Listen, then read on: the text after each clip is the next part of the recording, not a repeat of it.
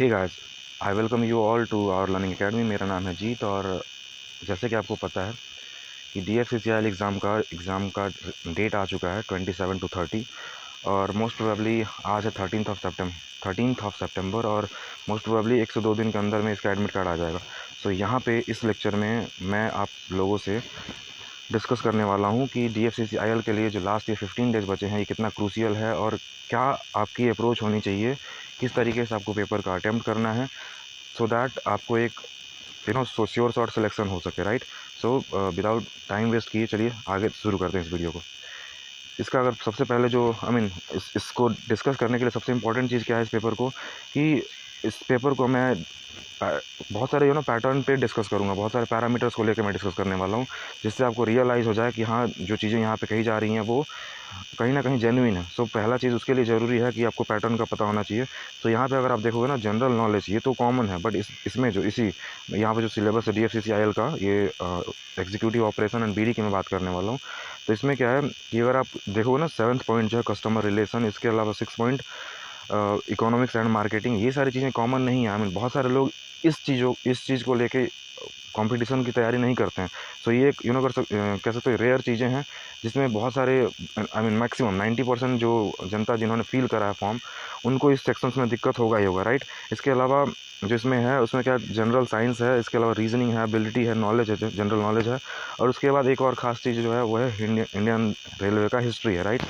सो इन चीज़ों इसमें दो चीज़ें कॉमन है, रीजनिंग और एबिलिटी और जनरल नॉलेज। तीन चीज़ों के अलावा बाकी जो भी चीज़ें हैं वो DFCCIL ने अपने अकॉर्डिंग, अपने जॉब के अकॉर्डिंग इन्होंने अपने सिलेबस में डाला है, राइट। सो ये चीज़ें आपके लिए, बहुत लोगों के लिए नहीं होंगी, राइट, नहीं है। और DFCCIL जूनियर एग्जीक्यूटिव का सिलेबस कुछ ऐसे ही है, बस इन्होंने क्या किया, इसको 2 पार्ट में डिवाइड कर दिया है, राइट, सेम चीज़ों को ही।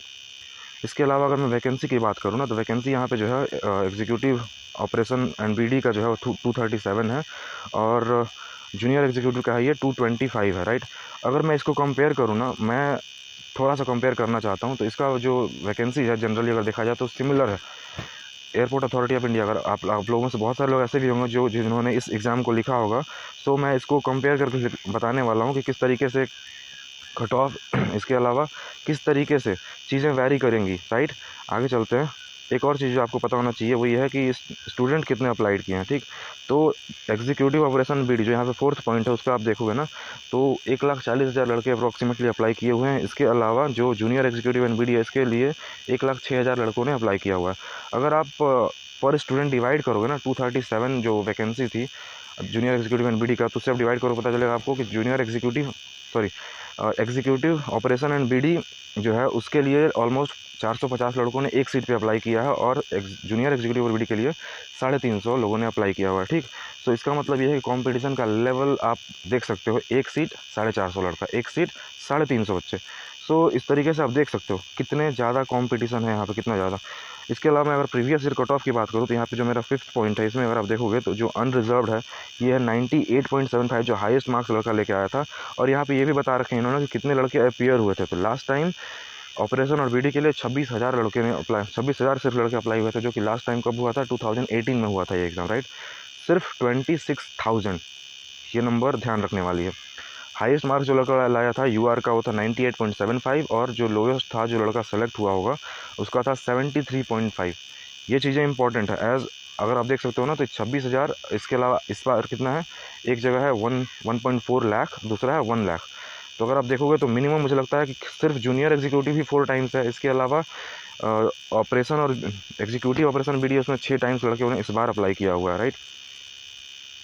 अब ये जो वैकेंसी है, मैंने पहले बताया कि ये एयरपोर्ट अथॉरिटी ऑफ इंडिया से काफ़ी मैच करता है। अगर आप एयरपोर्ट अथॉरिटी में भी देखोगे ना, तो वहाँ पे भी क्या था, मैनेजर का पोस्ट अलग आया हुआ था, इसके अलावा जूनियर एग्जीक्यूटिव का पोस्ट अलग आया हुआ था। तो यहाँ पे भी सिमिलर है।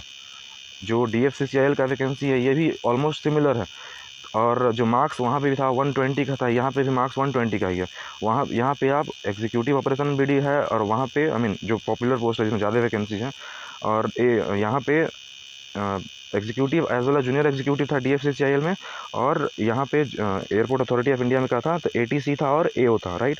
सिमिलर 264 वैकेंसीज भी आप यहाँ पे देख सकते हो, बहुत सारी सिमिलरिटी है। इसके अलावा वहाँ पे भी सभी एलिजिबल थे, I mean any graduate eligible थे, यहाँ पे भी ग्रेजुएट एलिजिबल हैं। इसके भी सिलेबस में टेक्निकल, नॉन टेक्निकल बहुत सारी चीज़ें थी। आई मीन वेरिएशंस बहुत सारी चीज़ों की उन्होंने कॉम्बिनेशन बना रखा था सब्जेक्ट के लिए, राइट। और इसके अलावा अगर आप देखो तो रीजनिंग थी, हिंदी थी, सॉरी इंग्लिश थी, साइंस थी, इसमें भी एयरपोर्ट अथॉरिटी ऑफ इंडिया में भी, राइट। तो मेरा जो कहना है, मेरा जो ये कंपेयर करने का जो क्यों मैं कंपेयर कर रहा हूँ, उसका मेन कारण ये है कि मैं यहाँ पे आप लोगों को इंटिमिडेट नहीं करना चाहता हूँ, मैं आपको यहाँ पे डराने की कोशिश नहीं करना चाह रहा हूँ। मेरा बस ये मैं कहना है कि अगर आपको सच में सेलेक्ट होना है तो आपको फोकस करना पड़ेगा। आपको एक दो, बहुत सारे लड़के ऐसे भी हैं जो 1 2 3 4 5 मार्क्स के लिए रुक जाते होंगे, और उनको ये लास्ट 15 डेज़ फोकस रखना होगा। अगर आप लोग देखोगे ना, तो अगर देखा जाए तो जो lakhs of student apply exam देने वाले हैं अप्रॉक्सीमेटली, उसमें से जो टॉप 300 लड़का ही होगा, उसी का सिर्फ सिलेक्शन होने वाला है, राइट। सो अगर यहाँ पे आप लोगों ने ऐसा कुछ सोचा कि कुछ सेक्शंस अगर आप छोड़ के एग्ज़ाम देने जा रहे हो, तो आप तो एग्ज़ाम से वैसे ही बाहर हो। रीज़न क्या है? कट ऑफ हाई होगा। अगर आप AIATC की बात करोगे ना, तो उसका भी 95 के cross cut off, I mean cut off गया था इस साल 2021 में, और ATC का 105 गया था आउट ऑफ 120। नंबर को ध्यान दीजिए, 105 120 में गया था AAIAO, I mean airport operation का कट ऑफ, और 95 के अप्रॉक्स गया था AIATC का कट ऑफ। सो ये चीज़ें बहुत आप ये मत एक्सपेक्ट करना कि कट ऑफ कम जाने वाली है। और जो अगर आप पेपर का पैटर्न भी देख रहे हो ना आजकल, तो मोस्टली अगर आप पेपर रेगुलर इंटरवल पर देते हो, तो आपको पता होगा कि आजकल जो पेपर का लेवल है ये टफ नहीं होता।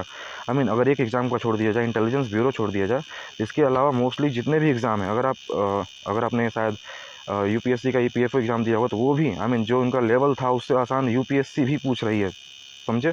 इसके अलावा बहुत सारे एग्ज़ाम्स, आई मीन AIATC का था या फिर AO का था, ये सारे एग्ज़ाम्स के लेवल आसान ही आते हैं। इसका मतलब ये है कि एक तो पेपर का लेवल आसान हो रहा है, आई मीन मोस्ट प्रोबेबली यही चांसेस हैं कि पेपर आसान ही आएगा, राइट। तो एक तो पेपर का लेवल आसान हो रहा है, दूसरी चीज़ क्या है, वैकेंसीज बढ़ रही हैं, I mean number of student जो अप्लाई किए हैं वो बढ़ रहे हैं, तो पेपर का कट ऑफ हाई जा सकता है उस केस में। और आपको इस चीज़ को लेके आपको ऐसा बिल्कुल भी नहीं ट्राई करना कि मुझे 75 आ जाए, 75 80 आ जाए। इस तरीके से अगर आप सोच रहे हो कि मैं उसके बाद सेलेक्ट हो जाऊंगा, तो इस तरीके से कि आप भ्रम में ना रहो। आपको कोशिश करना है एटलीस्ट एनी हाउ 90+ टारगेट करने का। 90+ टारगेट करने का फ़ायदा क्या होगा? सबसे इंपॉर्टेंट फ़ायदा उसका ये है कि आपको एक कॉन्फिडेंट रहेगा कि आप सेलेक्ट हो जाओगे, मेरिट में भी आप क्वालिफाइड हो जाओगे। कट ऑफ अनप्रेडिक्टेबल होगा, आई मीन इसमें अगर आप इससे आपको दूर, आई मीन ये आपको सोचना ही पड़ेगा, ये आपको इसके लिए आपको एकदम तैयार रहना पड़ेगा।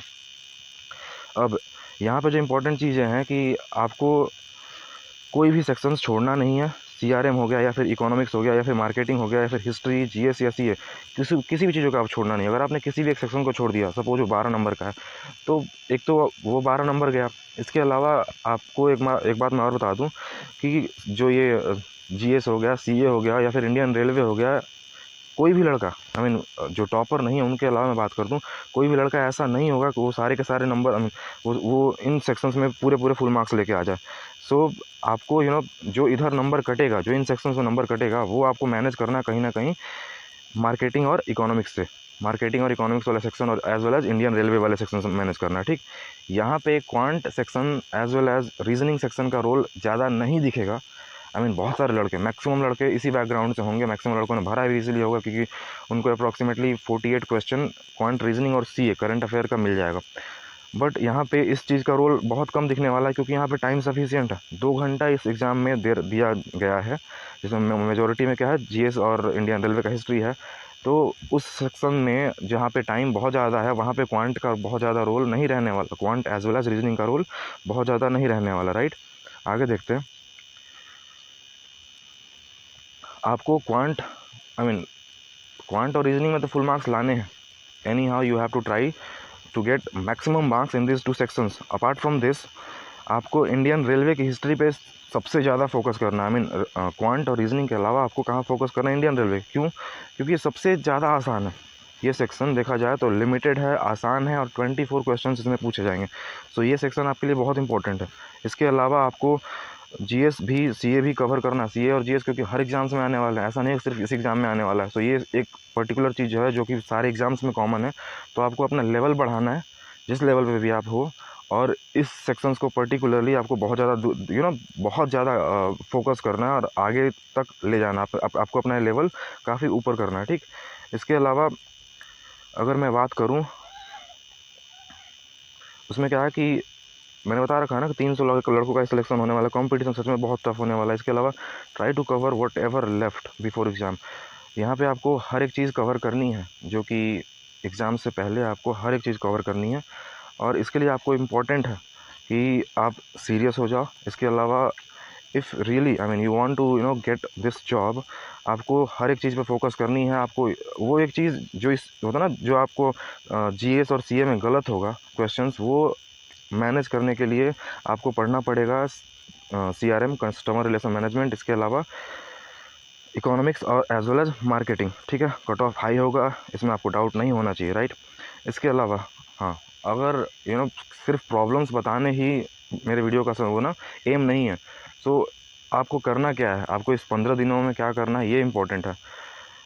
अब इसका मतलब ये भी नहीं है कि आप सीआरएम की बहुत बड़े बड़े लेक्चर्स उठाओ और उनको देखना चालू कर दो। नो, आपको ये काम नहीं करना है। As this things are trap actually.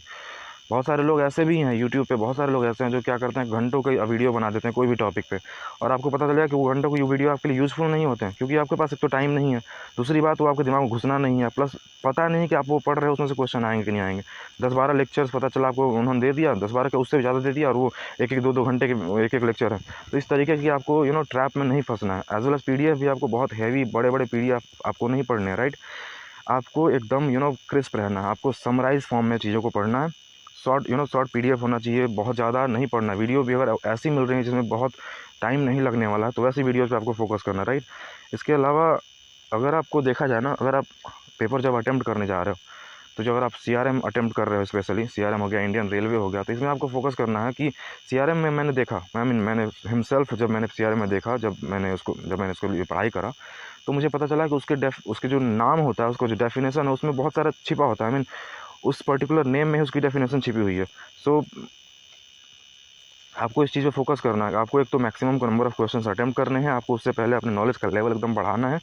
दूसरी बात, जो क्वेश्चंस आपसे छूटते हैं उनको आपको ऑप्शंस को एलिमिनेट करके, ऑप्शंस को ध्यान दे के, डेफिनेशन को नाम में से डेफिनेशन क्या हो सकता है, नहीं आ रहा उस केस में आपको ये सारी चीज़ें पेपर इस तरीके से अटेम्प्ट करना है, ठीक है। इसके अलावा अगर देखा जाए तो तमाम चीज़ें आई थिंक मैंने डिस्कस कर दी हैं। और if you people want me to assist you all in any subject, in any particular section, then you can comment me in the comment box. I'll try to provide everything that you people seek. So I think if you like my video, I think you have liked my video, and if you have liked it, please hit the like button and subscribe it. Thank you, have a nice day, God bless you all.